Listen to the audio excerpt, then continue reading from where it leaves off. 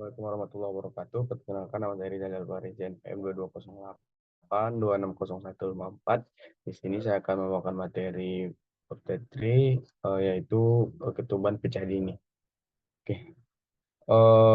Definisi dari ketuban pecah dini yaitu adalah kondisi medis di mana kantung ketuban yang mengelilingi dan melindungi janin pecah sebelum waktu persalinan dimulai secara alami.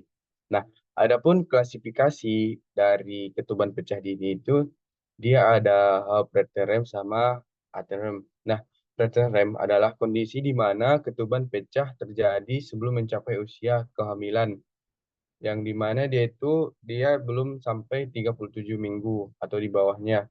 Ini berarti bahwa air ketuban eh, keluar sebelum mencapai tahap kesiapan untuk melakukan persalinan secara normal.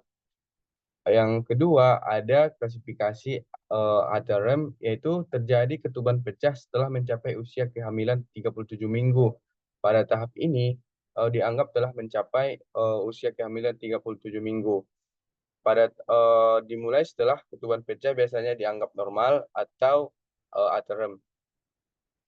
Nah, adapun faktor risiko dari ketuban pecah dini ini yang pertama ada ekonomi rendah, yang dimana pada ekonomi rendah ini pasien memiliki akses terbatas terhadap perawatan kesehatan yang adekuat selama kehamilan. Yang kedua, faktor risiko rokok yang dimana mungkin pasiennya mengkonsumsi eh, rokok yang dapat mengurangi aliran darah ke plasenta.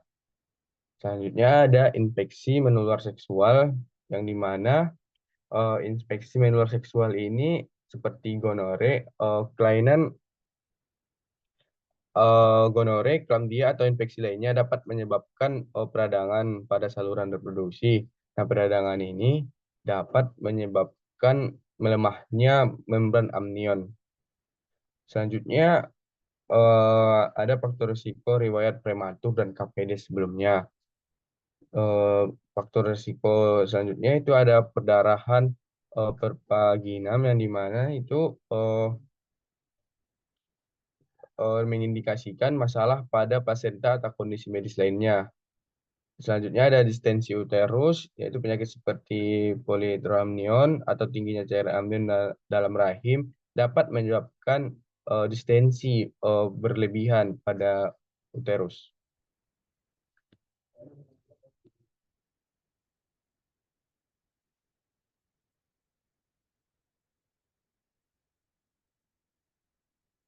Nah, adapun manifestasi klinis pada ketuban pecah dini, yaitu ada keluar air sebelum infarto, sama ada inspekulo, yang dimana pada pemeriksaan inspekulo ini kita eh, adanya air ketuban. Nah,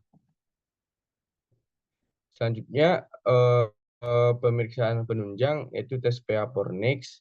Nah, tes pH Fornix ini pemeriksaan yang digunakan untuk menentukan apakah cairan yang keluar dari air ketuban eh, air ketuban atau bukan. Nah, prosesnya melibatkan penggunaan kertas lakmus atau kertas pH yang ditempatkan di dalam fornix posterior, yaitu area di belakang serviks atau leher rahim. Yang selanjutnya ada burning test, yang dimana burning test ini merupakan tes yang digunakan untuk mengidentifikasikan adanya cairan amnion dalam kasus ketuban pecah dini. Nah, terutama ketika tidak ada cairan ketuban yang terlihat pada pemeriksaan langsung. Nah, pada burning text ini disebut juga tes paku-pakuan.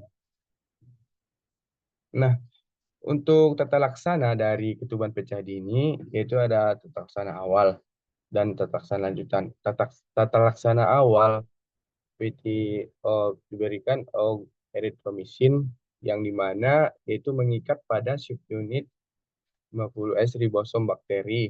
Kita memberikannya itu 4 kali 250 mg per 10 hari. Nah, untuk tata laksana lanjutan, dia itu tata laksana lanjutan itu tergantung pada usia kehamilan. Nah, jika usia kehamilan 24 sampai 33 minggu, jika terdapat tanda-tanda infeksi pada ibu seperti demam, nyeri perut, atau peningkatan detak jantung janin, nah, dia diagnosis amnionitis harus dipertimbangkan. Nah, amnionitis adalah infeksi pada cairan amnion atau selaput ketuban yang bisa menyebabkan kondisi serius bagi ibu.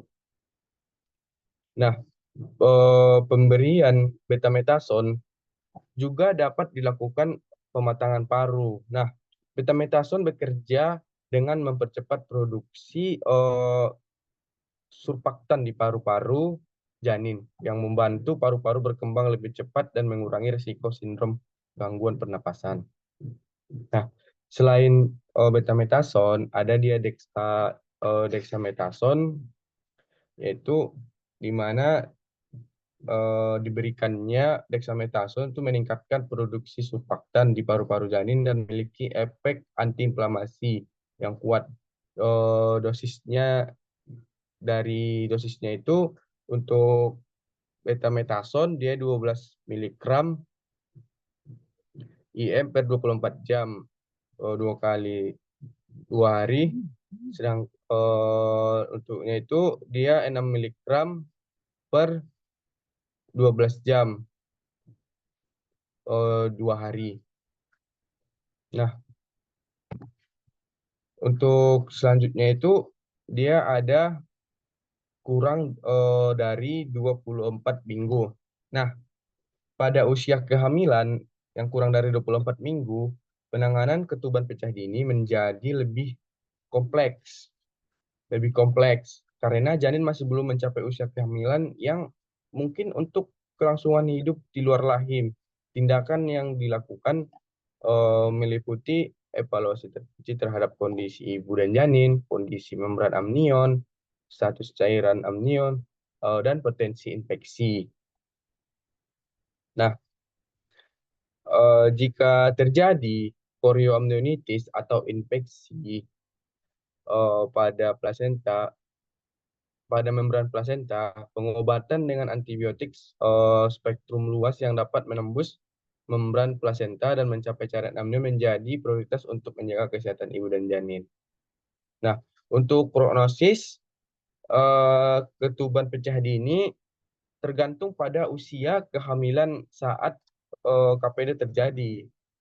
Nah, kesehatan kesehatan ibu dan janin serta kecepatan dan ketepatan penanganan medis semakin dini KPD terjadi, terutama sebelum 24 minggu, semakin tinggi risiko komplikasi dan kematian janin. Nah, dengan penanganan cepat termasuk membran kortikosteroid dan antibiotik, komplikasi berkurang dan janin lebih mungkin bertahan hidup lebih lebih lama tanpa masalah jangka panjang. Nah, mungkin itu yang dapat saya sampaikan. Kurang lebihnya saya mohon maaf. Ini referensi yang saya pakai. Ya, yang salah. Apabila ada kata yang salah, saya mohon maaf. Kepada Allah saya mohon ampun. Sebagai topik walhidayah. Assalamualaikum warahmatullahi wabarakatuh.